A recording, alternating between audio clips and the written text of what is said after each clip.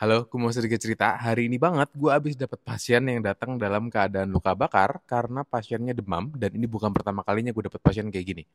Ini kurang lebih gambarnya kayak gini nih. Pertanyaannya, sepanas apa sih demam seorang anak sampai bisa bikin kulitnya itu kebakar? Jadi ini eh, udah entah keberapa kali ya gue dapet pasien yang datang dengan keluhan kulitnya melepuh, padahal gejala pertamanya sakitnya adalah demam. Kenapa bisa sih demam bisa bikin melepuh? Karena anaknya dibalurin bawang. Iya, bawang itu punya sifat iritatif yang bisa membuat luka layaknya luka bakar pada sebagian anak, apalagi yang kulitnya sensitif. Emang sebenarnya bawang ini kalau mau kita sambung-sambungin atau dicari sambungannya emang bisa nurunin demam karena sifatnya yang bikin hangat. Tapi nggak cuma bawang kan yang bisa bikin anak itu terasa hangat hingga bisa nurunin demam. Banyak loh hal yang bisa dilakuin tanpa perlu ada resiko kulit iritasi dan melepuh. Misal kompres air hangat, mandi air hangat, atau sekedar minum obat demam. Semua itu bisa dilakuin ke anak waktu lagi demam dengan resiko yang jauh lebih minimal. Lagian, konsep penanganan anak demam itu kan membuat anak merasa menjadi lebih nyaman. Badan bau bawang seharian emang nyaman ya? Kalian ada yang mau coba nggak sih? Gimana rasanya badan kita bau bawang seharian? Lagian, anak itu kan harusnya badannya wangi atau nggak ada bau badannya. Kenapa malah jadi kayak mas-mas yang nggak suka pakai deodoran sih?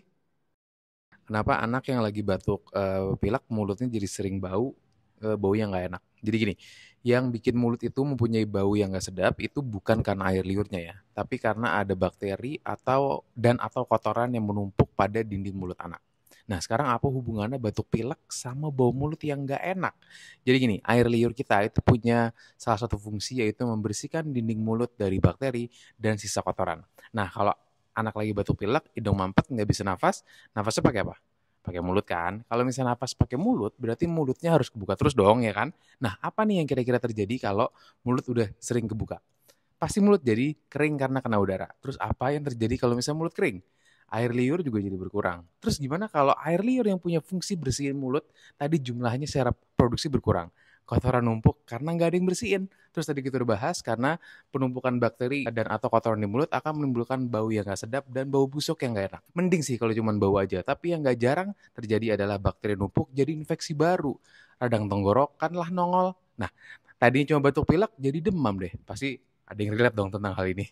Makanya kalau anaknya lagi batuk pilek, terus hidungnya mampet, terus kelihatan mangap terus, jangan lupa anaknya sering-sering dikasih air minum supaya bantu air liur yang lagi nggak bisa bekerja optimal karena mulutnya kering. Nggak usah buru-buru kasih obat batuk pilek dulu kalau anaknya masih santai-santai, apalagi kalau belum diresepin dan diperiksa oleh dokternya.